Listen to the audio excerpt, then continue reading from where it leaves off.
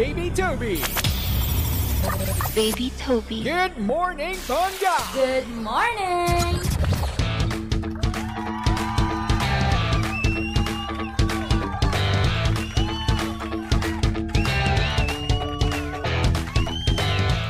Same, pero iba. We are number 1, 6.7 Energy FM. Mangga, huwag mo sabihing radyo, sabihin mo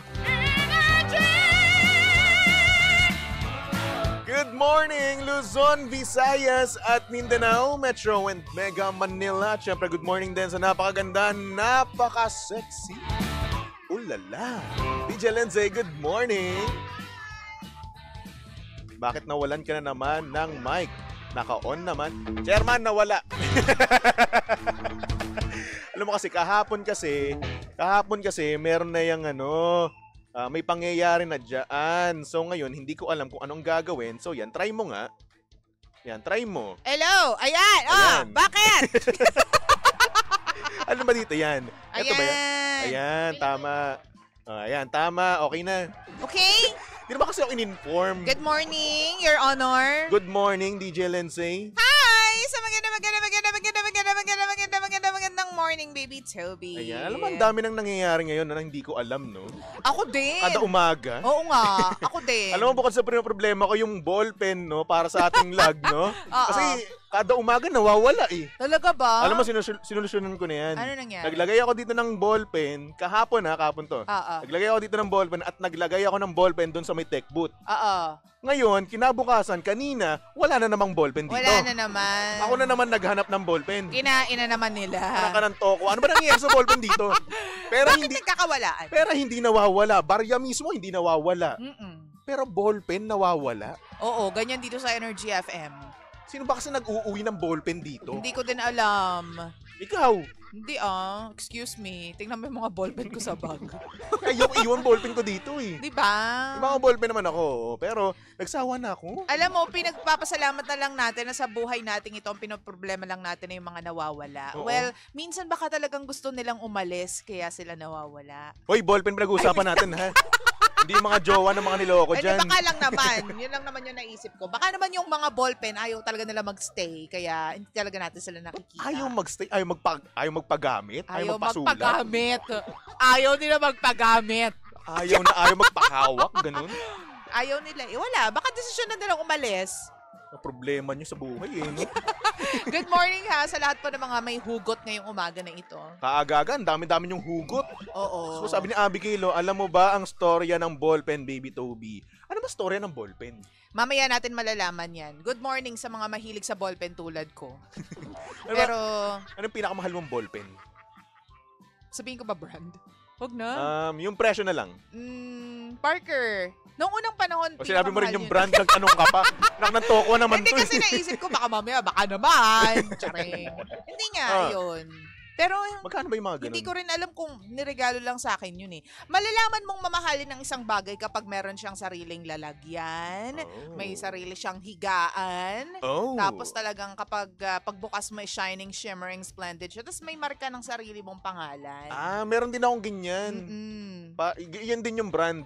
Oo. Kaso hindi na sumusulat ngayon. Sa sobrang tawag dito, sobrang pag-iingat ko, no. Minsan ko lang siya gamitin kasi. Oo. So ayun, nung ginamit ko, ang nangyari, ayun, nadali ako. Oo nga. Oo. So, kailangan mo ng filler or refill ng ballpen.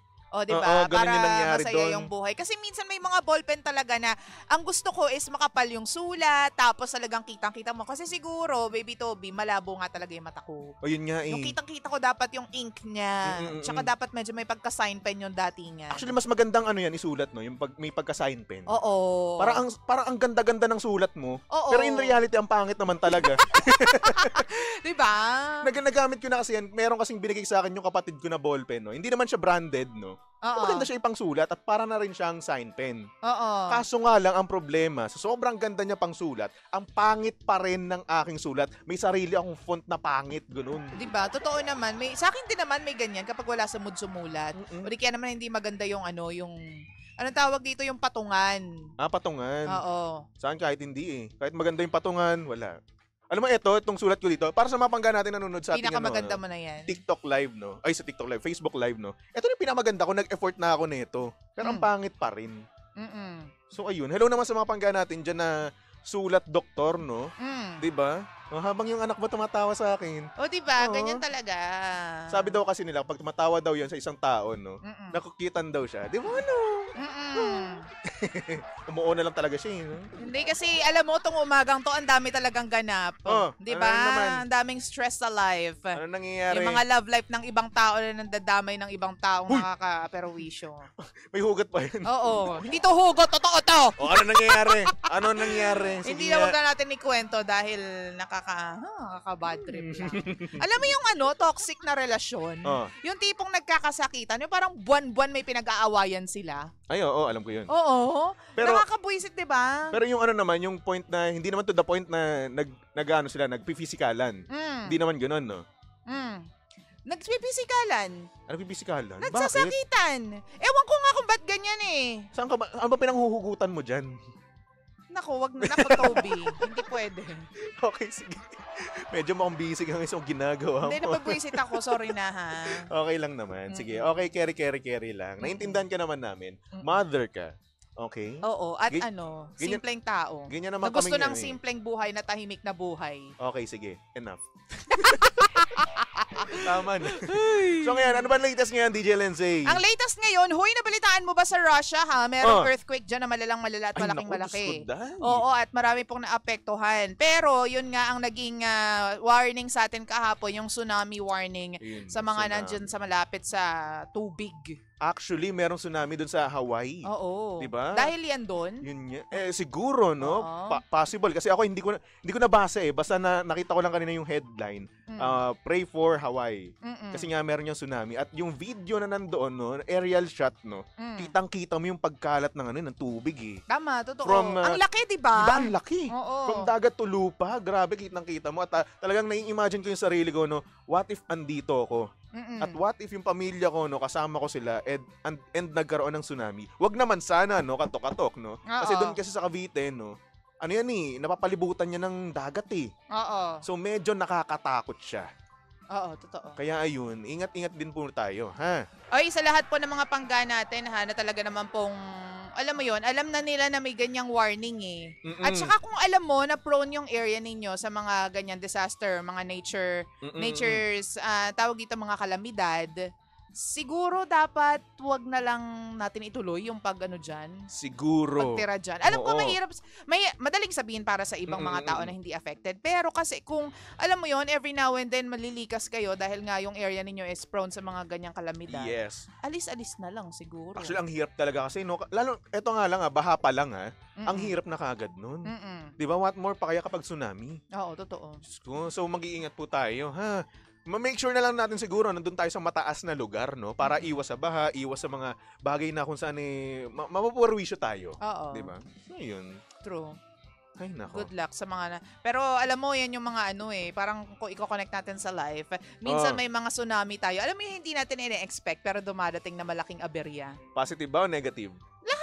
Lahat. Aberya nga eh. Kailan naging positive ang aberya? Oh, sorry na, ha? So, negative, Toby. Alam mo yung tipong bigla na lang siyang bubulaga sa life mo.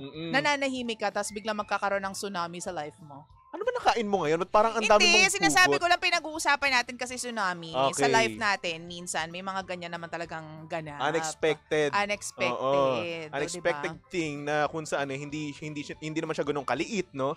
Malaki. Diba? Parang yun, alam mo na ba, panood lang natin sa mga movies yan eh, diba? Yung mga tsunami na ganyan. Tapos, kapag katapos mong panoorin, takot na takot ka na sa dagat. Diba? Paranoid ka na. Like for example, yung 2012, no? Oo. Yan yung movie na it's about tsunami rin. Na kung saan ito na yung parang warning daw ng Mother Earth sa atin. 2012 pero tama. Kasi kaya nga sinabi, nauso yung 2012 na kanta. Oo, tsaka ending mismo ng world. Ng mundo natin. Yun yung sabi ng iba, di ba? Kaya ang daming takot nun nung time na yun. Oo. Ikaw ba, isa ka ba rin doon sa natakot? Natakot din ako pero iniisip ko na lang ang dami na nagsasabi ng ganyan-ganyan. Ilang taon na pero wala namang nangyayari. Pero aminin ko, bilang bata pa lang ako noon, no? Inaamin ko, natakot din ako noon, nung time na yun. Kaya yun, nagsabi na kagad ako sa nanay, Nay, love you, Nay, ha? Ginaganon ko na. Tapos yung ex ko noon, sinabihan ko na rin na what if kapag pagsapit ng alas 12 ng kinabukasan, no, since New Year nun eh. What if wala na tayo, end of the world na talaga, no? So nagkilabi na ako sa kanila. True. So natakot lang ako sa wala. Oo. Nag-2013 wala pa rin, nakasurvive pa rin ako. Oo. So yun, hanggang ngayon survive pa rin ako. Ako, hindi ko na lang iniisip yung mga ganyang bagay. If it will happen na lang. Ganyan. Kasi kapag the more na napaparanoid ka sa isang bagay na hindi mo naman alam if it will come talaga, sayang yung oras, di ba? Dapat cherish mo na lang yun. Ang dami mong pwedeng gawin na dapat nagawa mo kung hindi mo iniisip yung bagay na yun. Na hindi mo naman talaga alam kung darating. So nagwo-worry ka sa bagay na hindi mo naman alam kung mangyayari. Yes. At syempre, di ba, parang mas madali lang kasing parang fulfilled ka sa sarili mo kapag once na dumating yun, ay nagawa ko lahat, di ba? Nakapag-enjoy ako, nakapag-travel ako, di ba? Nakaspend ako ng time with my family, di ba? Masaya kami, kumbaga. Totoo. So, ayun. Ang problema lang talaga natin, kaya naman natin mag-enjoy eh. Totoo. Kaso nga lang problema, wala tayong andakels. Diba? Yan naman yung problema mo. Minsan. Kung gusto natin mag-travel, handang-handa tayo mag-travel.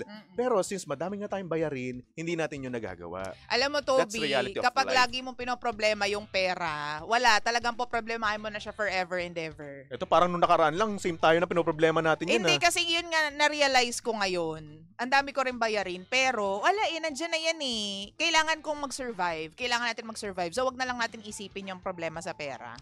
O sige, hindi ko naiisipin. Mayaman ako.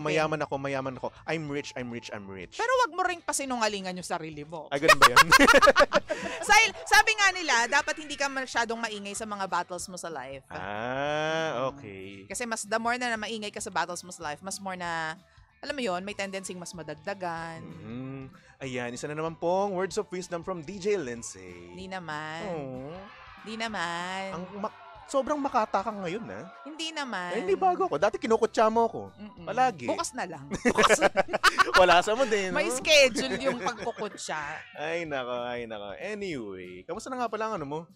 Araw mo ngayon so far? Eto, buwisit. Halata nga. Sa bahay kasi namin ang dami nangyayari eh. Okay, may nanggugulo kasi dun sa bahay namin ngayon. Tama na. Hindi na. Oo. Kung ano man yun. Mga taga Santa Mesa dyan, Sana naman, malampasan mo na at sana rin naman, maging okay ka na. Diba? True. Ay, nako, anyway. Ang cute-cute ng anak mo, by the way. Tama. Hi, diba? anak. Stress hello. reliever. Panis. Ay, nako, anyway, mga pangga, susunod na napakaganda, napaka-sexy DJ Lindsay para sa programang Lihim ng Liham. And of course, nakasamot na kalandian ng hot baby boy ng radyo. Walang iba kung hindi si Baby Toby. At syempre pangga si Baby Toby ay pwede mong stalk at i-follow sa lahat ng kanyang social media accounts. Hanapin nyo lang Baby Toby 1067. Okay? Okay! Alright, so for our next song, here's a song from 21 na medyo throwback nga naman talaga ngayong araw na ito, no? Tuloy-tuloy na natin yan. Dito lang yan sa estasyong Same, pero Iba! We are number 1, 06.7 Energy FM. Pangga, huwag mo sabihing radyo, sabihin mo Energy!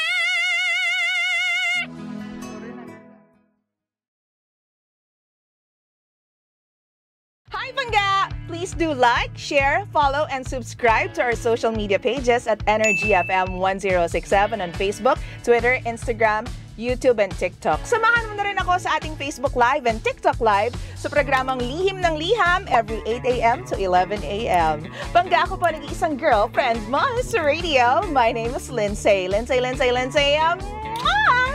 Huwag mo sabihing radyo, sabihin mo Energy.